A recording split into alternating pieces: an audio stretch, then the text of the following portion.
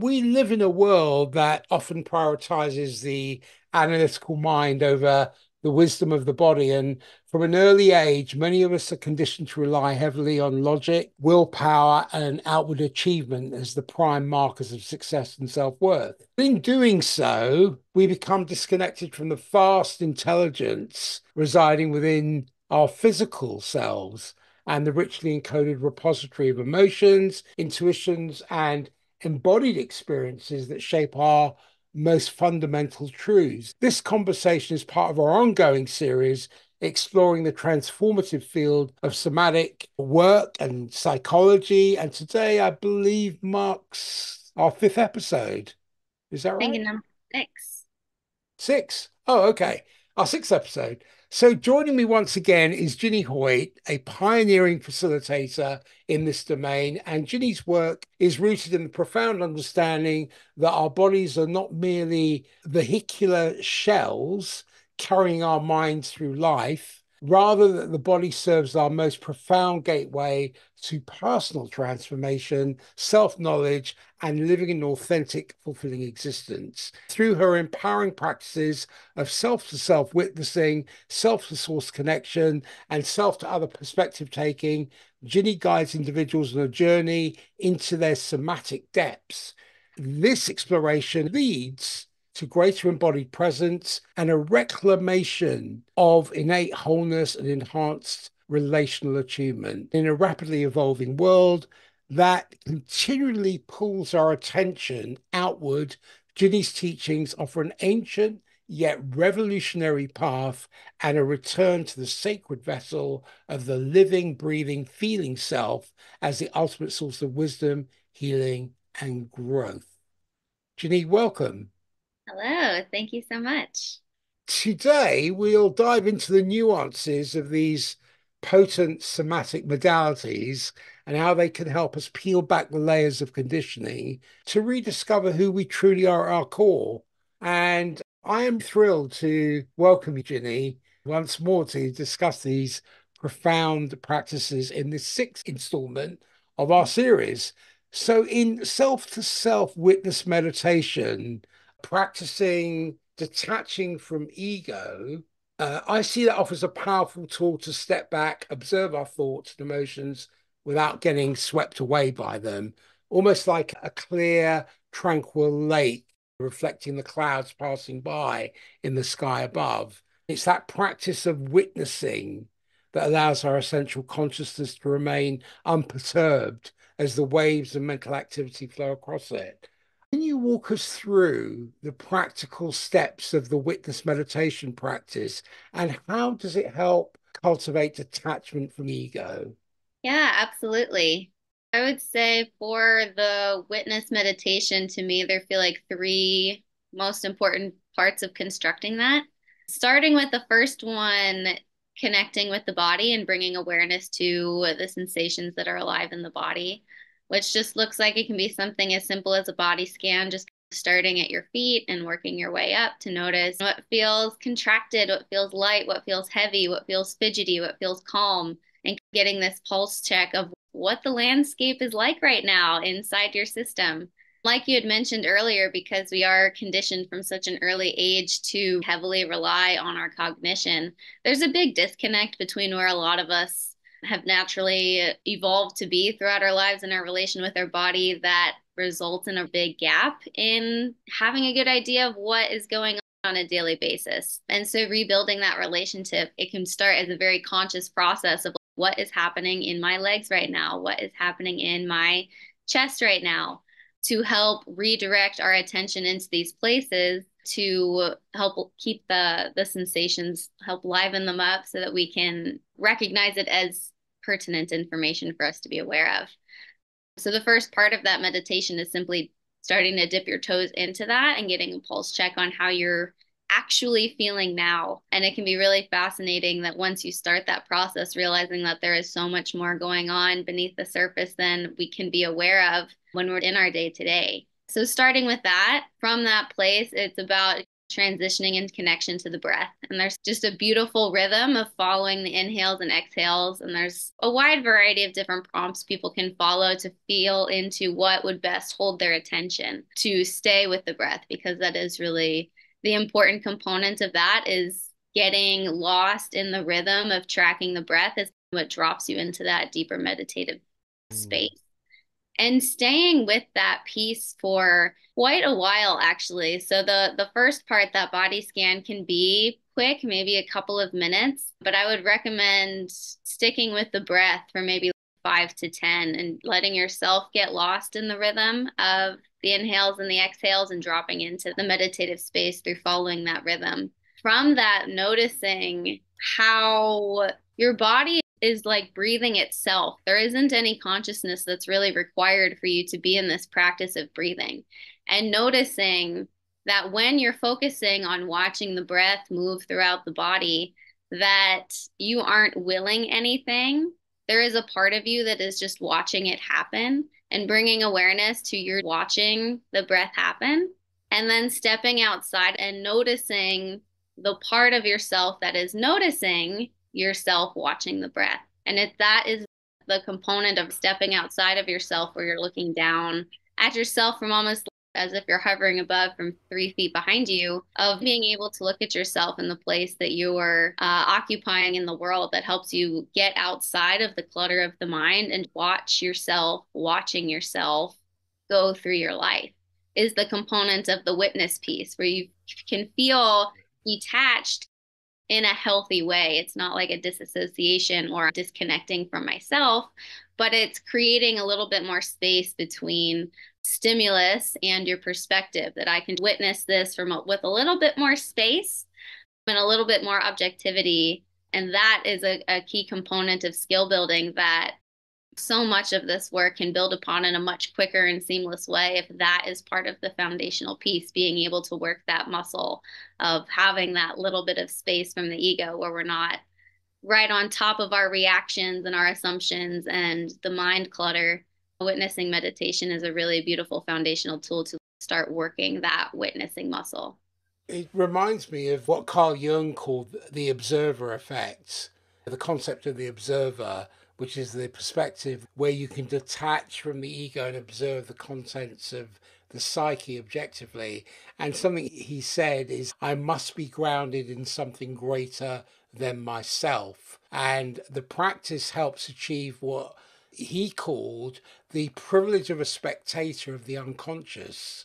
What are some of the common challenges or obstacles people may face when attempting to detach from their ego and witness their inner experience? I think the most common problem that people run into when they're starting to build a meditative practice is noticing the mind keeps wandering, and this lack of awareness of like, oh my gosh, my mind is way over here. And I don't even know how long I've been over there because it just so naturally arises. And this is naturally how the mind is working for the other 23 hours of the day.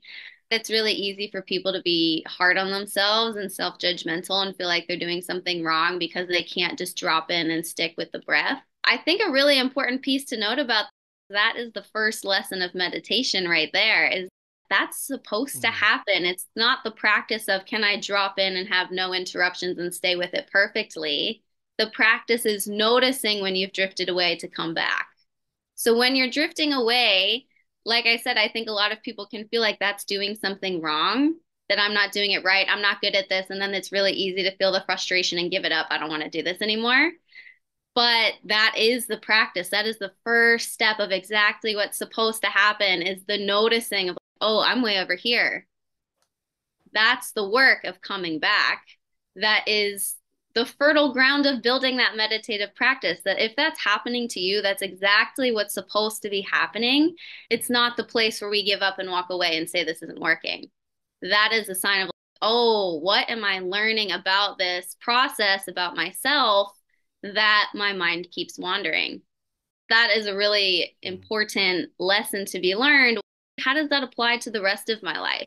What is my relationship to my mind and to my thoughts and to my ego, that I'm seeing this keep happening where things are drifting in certain directions without my conscious intent for that to happen because my conscious intent is to stick with my breathing, but I'm noticing that it is effortlessly and naturally floating away into other spaces. What can I learn about that? What does that say about me? What does that say about, again, my relationship to my mind, to my ego for the other 23 hours of the day? It's a really beautiful lesson to integrate that I think a lot of people just feel like, oh, I'm hitting a wall. This isn't for me. And they walk away.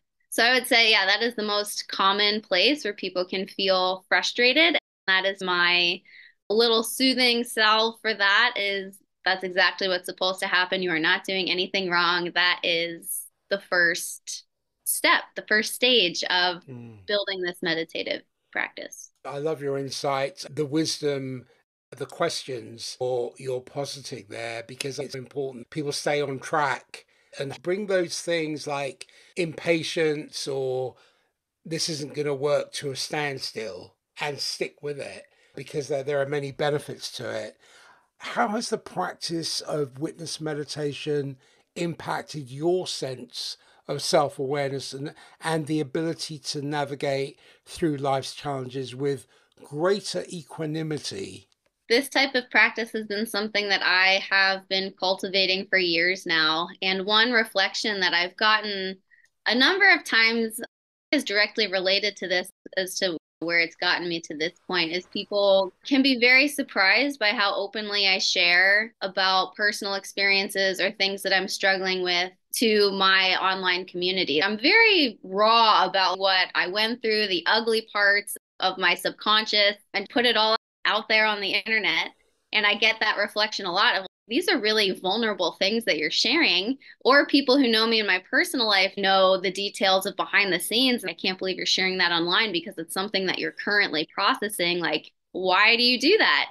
For me, the practice of this witness meditation has done so much to like distance any, I guess, culpability I feel for the experiences that I'm going through makes it feel easy and open and effortless to share about it. My relationship to the things that I'm working through, even though they're really raw and real and hard, it doesn't feel like something I'm holding with shame or something I need to just keep close to myself.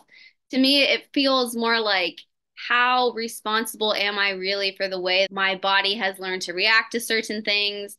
This is the work, the spiritual work that I'm being given to process right now is more my relationship with it. Like, this is my soul content. And even though there are a lot of emotions attached to it, there's not any self judgment if I handle a situation poorly, where I feel like, oh, if I had done that again, maybe I wouldn't have wanted to handle it that way.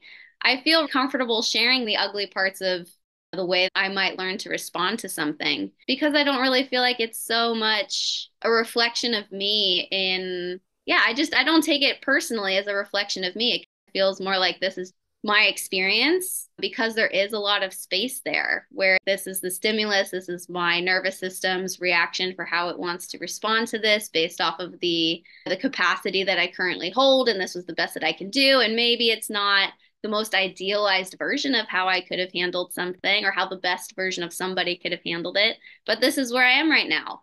And there's a lot of peace I feel in that, where it's yeah, that's my best. And that's okay with me because I know the earnesty that I'm walking through this life with. And I'm happy to share that no matter what that looks like, the good, bad, or the ugly. To me, that's the testament of just this detachment you can feel. And again, I mean that in a healthy way where I'm not holding shame around my experience. I really rarely experience self-judgment when I mess up. It's just to me a reflection of learning, and it makes it really feel really easeful for me to share, and it makes me feel like a much more open, peaceful person. Not only is it reflected in my actions, but also into the people around me. That compassion and understanding I have for myself extends to when other people are not maybe handling something in the way that their most idealized version of self would. There's a lot of easy compassion of that's just where they are and that's okay. What can I do? How do I want to respond to where they're at is the only thing I'm in control of. But it has released a lot of self-judgment from me to have this muscle as a foundational part of my background of experience. Yeah, I guess in short, it makes me feel very open and easily compassionate towards myself and others. That's beautiful. I love the fact you're so authentic and that a problem shared is a problem halved. When you release all of that without self judgment, but with authenticity, you're uplifting yourself. But by uplifting yourself and sharing it, you're uplifting others. It's a beautiful thing. It's very rare that people speak up and share their vulnerabilities, where the external display is all singing, all dancing, everything is fine, but the internal is struggling. And we don't talk about that. We want to have that kind of Instagram, Facebook portrayal where everything's good, everything's fine, my life is great. There's a lot of spiritual bypass there. So that's one thing I really love about you. And thank you so much for sharing that. In terms of self to source and practicing wonder and reconnecting with mystery, because in this modern technologically driven world, it's so easy to lose touch with a sense of awe and wonder that comes from connecting with the natural world and the mysteries of our existence. And the self to source practice I see is an encouragement to cultivate a sense of childlike curiosity and openness to the magic and mystery that surrounds us.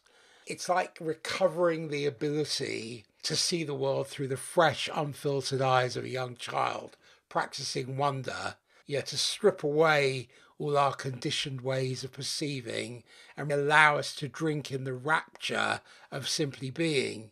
And this practice reminds me of what's called unitive consciousness, which is described by psychologists like Abraham Maslow, which is a transcendent state of feeling intimately interconnected with all things. This concept of unitive consciousness relates deeply to the somatic practices that you teach, particularly the self to source practice of reconnecting with wonder and mystery. What specific practices or exercises do you recommend for reconnecting with a sense of wonder and reverence for the beauty and mystery of life? Hmm. Yeah, I love the way that you put that as being like childlike wonder and awe. I had not put those words to it in my own mind, but that is exactly the feeling that comes up when this is a muscle that you can learn how to work. Yes, looking through the world through fresh eyes and taking in the magic of the world that we live in is a beautiful way to put that. And when it comes to turning this into a practice, what it really boils down to is learning how to see again, learning how to really look at what's going on around you. Of course, it makes sense that our reality is something that eventually loses novelty because we're seeing it every day and it's part of the constant background of our experience. And I think we touched on this a little bit earlier with the symmetries piece of it of if everything is green, I can't recognize green because there's nothing to juxtapose it against. But the way that I really look at this is everything around you is God. Everything around you is source and spirit and has come from that place. If you look around the room that you're in right now, everything that's in here came from stardust. Like, how incredible is that? That inspires so much awe and wonder in me that what makes up me, makes up that chair, makes up that fabric over there, all came from the same stuff. And it's learning to look and recognize that's true that really inspires this sense of, oh my gosh, it brings what was mundane in the background back to life again. It makes so much more sense statistically for none of this to be here. It does not make sense for you to be here, for me to be here, for any of this to be here. It would make more sense for there to just be nothingness throughout the expanse of the universe. The odds that any of the big events that happened throughout history that caused all of this to come into form, to all happen in the order and the space of time that they did, that had all of these things come and take shape, that allowed life to come forth and evolve into the way it is today. The statistics that I've seen on that are there are so many zeros at the end of that number for reasons why we shouldn't be here. And it is pretty unfathomable to think about, like, why are we here? It feels like there has to be some sort of divine hand guiding the orchestration of all of this to have arrived at the moment that we are today. That brings so much aliveness and wonder in me to sit in that and feel into that. None of this should be here. It does not make sense for any of this to be here. It makes more sense for nothing to be here. Yet, look at all that is alive here. The way that I see that feels the most resonant to me is being out in nature and looking at all of the different forms of life that have evolved, that the same spark of aliveness that's in me exists in a bug, exists in a tree, exists in a leaf. These are all different shapes of form of life that have evolved in different ways, one not better than the other, just different paths that life took to evolve itself and exist in this space. So being in nature for me is a really beautiful way to really look at what is and remind myself of the awe that any of it is to begin with. Seeing the beautiful, easeful ways that nature has come and developed life. It's a really beautiful, seamless picture. For me, looking at what nature has provided for us is a beautiful practice for me in coming back to that sense of awe and wonder. So I guess for me, it does feel a little bit like having some knowledge of looking into this for yourself of what are the chances that any of this is here and learning about the development of the universe in the best sense that we currently understand it today are facts that are the backdrop that I can use to project my wonder through, that I can take into nature and apply to the content that is there. That really helps me work that muscle. It's one that I find really calming when the mind clutter gets to be a lot, to just go back outside and reconnect with the simplicity of how amazing all of this is. Really takes the perspective and back into a place of, oh, in the grand scale of everything, everything is exactly where it's supposed to be and everything is totally fine and on time, that I think a lot of us can get separated from. So to me, this is a relatively simple, somewhat abstract, but a pertinent practice in developing that connection to source. Oh, I love the way the self to source practice has positively impacted your relationship with nature, with the cosmos, or whatever you consider the source of all existence. And that's wonderful to hear. And for people who are listening to this, what ways can cultivating a sense of wonder and connection to the mystery of experience enhance one's overall well-being and quality of life? Yeah, that's a great question. I think a lot of people can feel a sense of existential dread by not having some kind of relationship to source Mm. alive in their life. I was just having a conversation with someone about this the other day, that you can really feel, and I'm not sure how many people would recognize this consciously, but do have a sense of the loss of purpose in their life. Like we're just striving and driving and searching and looking for something. I do think a lot of people try to find that in career, achievement, materialism, but you can tell there's a sense of underlying urgency of looking for something. And from my perspective, I do think that is what people are ultimately looking for, is a relationship to something outside of themselves, whether you want to call that universe, energy, source, or God.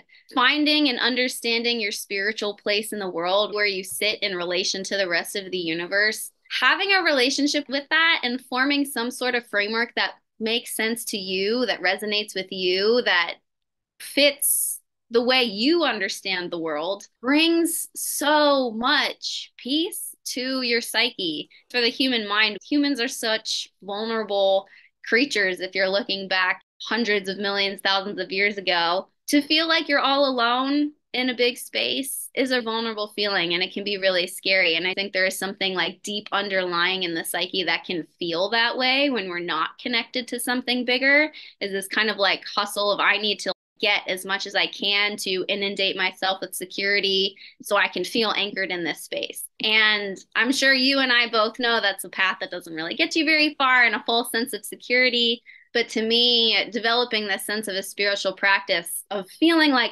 oh, I really feel like I understand where I fit into this bigger picture. I'm connected to the overarching picture, and I feel really good about my relationship with that. I'm part of something bigger than myself. I am part of the group, psychologically speaking, to the ancestral roots of humanity, that I'm part of the group. It's safe here. I'm connected. I'm part of it. I'm included. Feels really good. Very calming, stabilizing, grounding, and rooted to have that relationship. A lot of people knowingly or unknowingly are searching for and can feel the loss of when they don't have it. So to me, developing the sense of a spiritual practice and a framework that makes sense to you. There's a Terence McKenna quote that I love that I think drives this home that says you have to take seriously the notion that understanding the universe is your responsibility because the only understanding of the universe that will be useful to you is your own. To me, the importance of making it a framework that makes sense for you, that resonates with your understanding of how the way the world works, your own linguistic backdrop of your experience is an art form and is such a personal and unique experience that nobody can walk for you. I cannot give you my framework and it's not going to land with anybody 100% the way it has landed with me because we're coming to the table with different experiences. You have to take either your own learnings from your experiences in your life. You can take bits and pieces from other people. But to me, there really is an art form in learning how to take from the external and making it make sense for you. Having the discernment also to notice, like, oh, this is not landing with me. I can let that go. I don't have to force perspectives to land with me. But cultivating something that resonates with you, that makes sense for you, that's, again, a path that only you can walk for yourself, and your conclusions and your framework is going to look different than mine, is going to look different than anybody else's. And that's the nature of how it goes. But the place we get to once you get there, we all arrive in the same place. When I look at the night sky, I'm lucky enough to see the stars. And when you attune yourself to the intricacies of the night sky, or it could be a flower or the rhythm of your breath, and you start to viscerally feel a sense of belonging to something much larger, just me being this temporary appearance on this planet. But in the same vein, it's also understanding the body acts as a bridge in this experience. And through the deep somatic presence and embodied mindfulness, I feel we can reconnect with that animating life force that permeates all existence. And we can release these outdated, constricting mental constructs and start to reconnect with the felt sense of participating in the unfolding of a grand sacred mystery. I see your work as a very powerful vehicle for accessing and nurturing what Maslow saw as the highest expression of human consciousness and fulfillment. That's the experience of feeling part of the seamless whole of creation. And Jung saw the psyche as intimately connected to the wonders of the natural world and cosmos. Something he said, practicing awe and wonder mirrors his belief in tapping into the cosmic unconscious. And he stated that the experience of the numinous is the source of all religion and philosophy. He felt that modern humans were disconnected from the mythic and symbolic perspective that gave life deeper meaning. And his concept of the numinous connects deeply with somatic practices, in particular the self to source approach of reconnecting with a sense of wonder and mystery. Because for Carl Jung, the numinous referred to a non rational, profound experience of the sacred or divine. So it was a visceral feeling of being in the presence of something powerful, ineffable, and transcendent that lies beyond the realms of the ego and ordinary consciousness. Your work provides a way to rekindle a felt sense, a felt experience of the numinous in our embodied awareness. When we fully arrive in the present moment through our senses, we can tap into that root level of astonishment, of wonder, of reverence, as you described, for the miracle of existence itself. Any thoughts on that? Yeah, something that was coming to mind for me as you were talking about that, especially I think In the relation you mentioned of looking up at the stars at nighttime, is I've had experiences of, yeah, looking up at the stars and feeling into the truth of everything that exists around us has come from the stars. And essentially, when you're looking up at the night sky, you're looking back up at the source of creation, of God looking Mm, down on you. I've had experiences where I've built up so much presence that it felt overwhelming to look at it. And I could feel so much presence. And I felt like I was feeling a force looking down on me. It was really a profound moment to share it, but that was just coming up was that I remember feeling so overwhelmed by looking at it that I had to look away and look at something else because the presence, the force that it felt was holding the space was tremendous and hard mm, for me to hold the capacity to recognize really what I was feeling. So there is a tangible quality to what you can experience by cultivating this within yourself. That certainly led to me to hold that experience. I had looked at the night sky plenty of times before that night, but it was this cultivation of looking at what I was looking at and feeling into what that meant that brought about a really impactful experience for me where I just felt really seen mm. by God and very held by that universal energy that left a really big impact on me. That was the memory that was coming up for me as you're talking about it, is there is viscerality to these experiences that can be very moving and transformative. I see many deeper aspects to your work. One of the things I've learned in this series with you is that somatic practices allow us to do is to decondition our minds and surrender into a mode of what I would call embodied wordless participation with a different dimension that's vital to psychological integration and wholeness. So there are different stratas, different layers to your work that I'm seeing. And in terms of self to other, in painting truth into another's perspective, because conflicts and misunderstandings arise from our inability to see things from another person's perspective.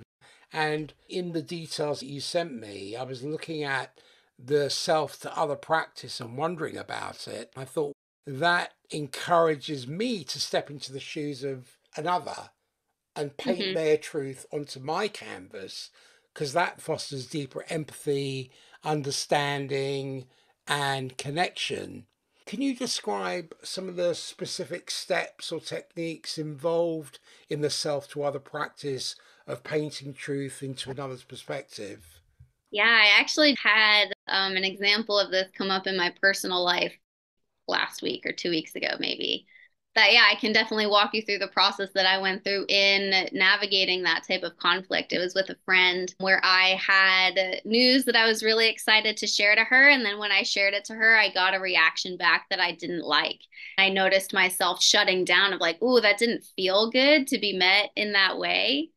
In that moment, it was important for me to just take some space to make sense of like, why am I shutting down right now? What went wrong? I didn't understand exactly what had happened initially that I was having this big emotional response to. So very often, at least it has been for my experience, it's really helpful to take some space to process and make sense of exactly what happened. What was your experience? And let's try to understand the other person's experience that I think a lot of people can't do on the fly, that it does take some time to let things settle down to critically look at them. For my first step is taking some space to do just that. Then after that was let me make sense of what I was bringing to the table in this experience, because there had to be something alive in me that caused me to receive her actions as prompting an emotional response. What Mm, is it about me that made me feel emotional? And to me, I realized that I had some unconscious expectations of how that interaction was supposed to go in my mind that I had not consciously been aware of. I recognized, oh, I had unconsciously really wanted the experience to go a certain way, understanding that was my experience, that was something I was bringing to the table.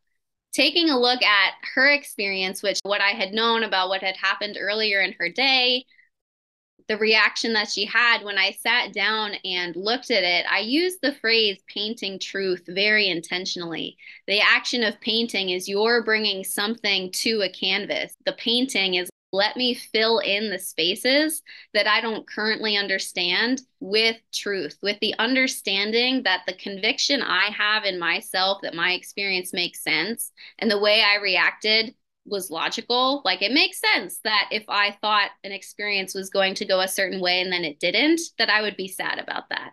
That makes sense. I can apply that to her experience as well, that given her circumstances, which I may not know the depths of, but given that she has her own set of circumstances that are different than mine, her reactions, her responses also are going to feel equally as a conviction of truth, that they make sense to her just as much as mine makes sense to me.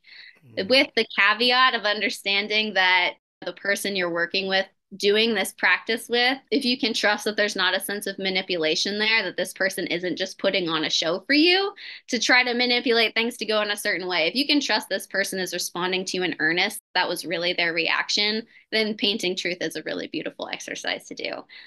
If you don't have that sense of trust with a person, of maybe they're being manipulative or deceitful in what I'm seeing from them, then yeah, there's some discernment there of maybe we have to look a little bit in a grander picture of what is actually going on in this person's relationship to reality with themselves to others. But in this case, I do have a lot of trust in my friend that she was being very earnest with me and there was no deceit involved. So I Mm. could paint some truth into her experience that, okay, I may have not liked the response that I got from her, but I can trust that her response makes as much sense to her as my response makes to me.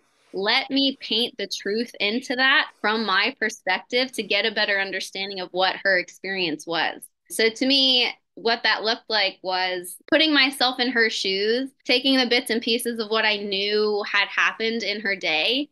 And it was really easy for me to see if I had been in her experience and to see the experience that she had that day, that the response she had made complete sense. I might have also very well reacted the same way had I had happened to me what happened to her. And seeing that, recognizing that my experience of what I lived through made just as much sense as her experience and what she went through. It wasn't that there was anybody who did anything intentional to hurt someone's feelings. It was simply we both wanted the experience to go well, but just coming at it, we just totally missed each other in terms of carrying that out. And all that it was a misfire of where we thought we were going to be meeting each other and we just didn't meet each other. It was really important for us to have a conversation around of me validating I see you in the experience that you had and verbally validating to her, to me, this is what it looked like that you had went through. That makes so much sense. You would respond that way.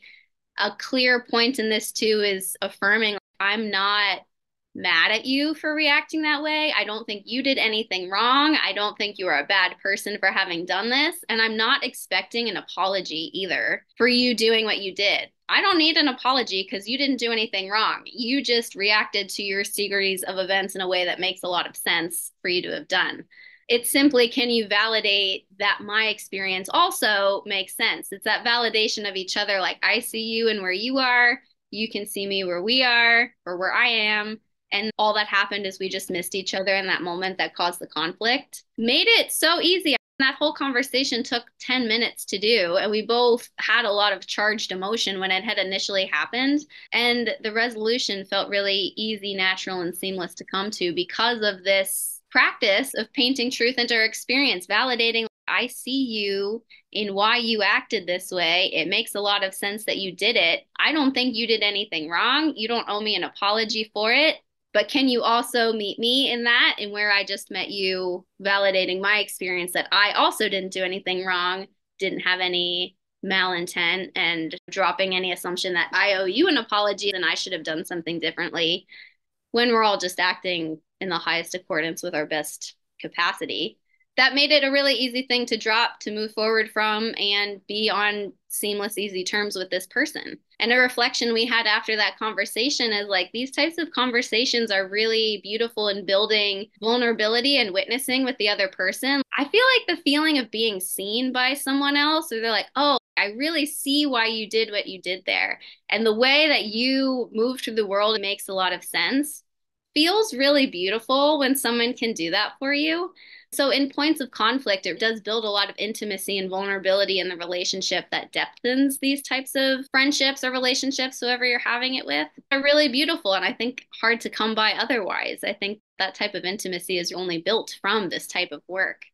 And something we had also commented on after is how many people just don't know how to have these conversations that probably wouldn't have been uncommon for two friends to have this type of argument and not talk to each other because they didn't know how to address it. And having that relationship either fall into a standstill or there's just this, oh, we're just not going to talk about it. And now there's an elephant in the room that is really sad, but yet all too common. It reminds me of the saying, if you want to understand a Native American, walk in his moccasins for 2 moons. It's having that recognition in the scale of conflict where you can either be at cause or you can be at effect. If you're at effect, then that conversation could have gone really sideways. But because you're at cause, you recognized what was going on, you recognized the patterns of what was going on. So then you could reflect on that and then you could rebuild and reset and resolve the conversation. It reminds me of a Carl Jung saying, I'm not what happened to me, I'm what I choose to become.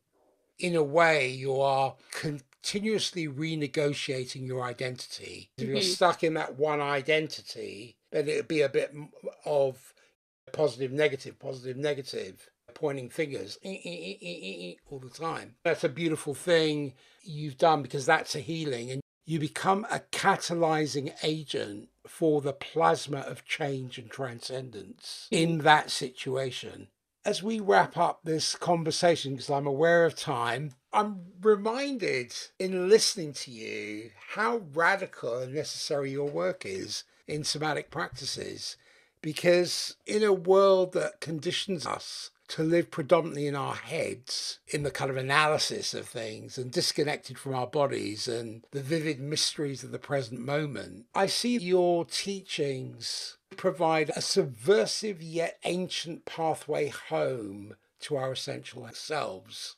The practice of self to self witness and self to source and self to other perspectives are not merely techniques, but they are portals into realigning with our deepest humanity.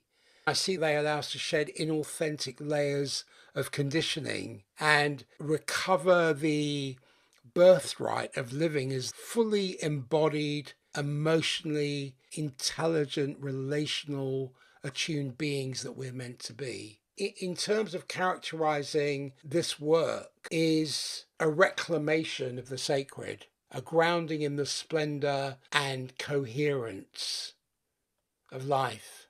And the practice of it is to affirm that we're really not separate, fragmented egos, but we're part of the seamlessly interwoven tapestry of all creation. Do you have any parting words and where can people find you? But yeah, I'm on Instagram almost every day sharing tips, tricks, and tidbits of my own process. So that's at Ginny Hoyt. I have a website, ginnyhoyt.com, that has all of my offerings listed on there, more details about the work that I do. As far as parting words go, I feel like exactly what you just said was a beautiful testament for the joy it can bring to feel seen by another in the way that you navigate the world. Because I think you put even more eloquently than I could of the importance I feel that this work has, the ultimate purpose of what it holds to deliver to people. And I'm really grateful to have this opportunity, this platform to have a longer series of discussion to get to that point because working through somatics, what it looks like on the surface versus really what you're getting into when you stick with the practice is something that is hard to squish into one initial conversation. Being Mm. able to get into this place feels really good. And I'm really grateful that I feel seen in the gifts that I feel like somatics has to offer the world. Thank you very much for letting this conversation take place.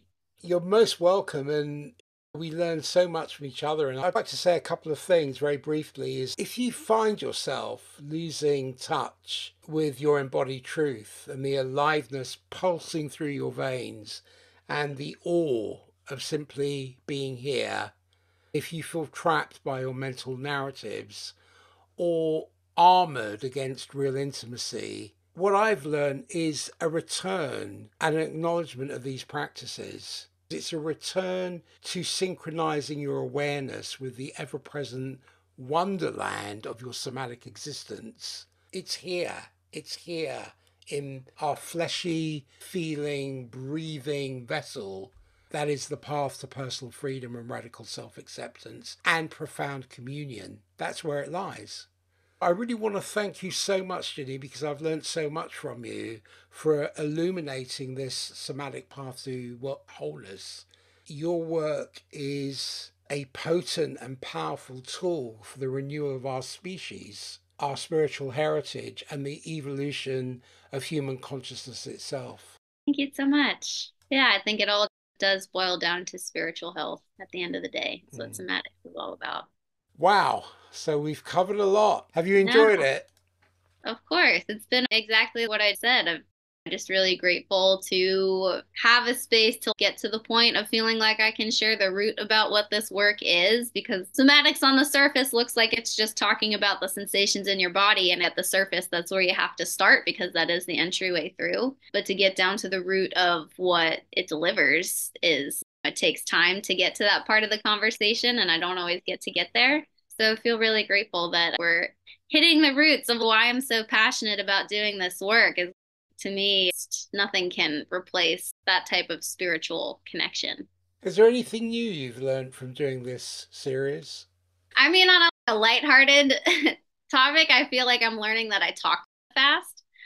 In terms of the spiritual work, I am really inspired by how often you pull from other people that you can refer to in your work. And I think that does a lot of validating your expertise that you can just call from other teachers. And that's something that I feel like I integrate the work more than I can recall who it came from. But I like that you can do that. And it has inspired me to want to go back to more of the classic philosophers and teachers to hone in on where are these things coming from. That's something I've taken away that I feel inspired to take some time to look into for myself.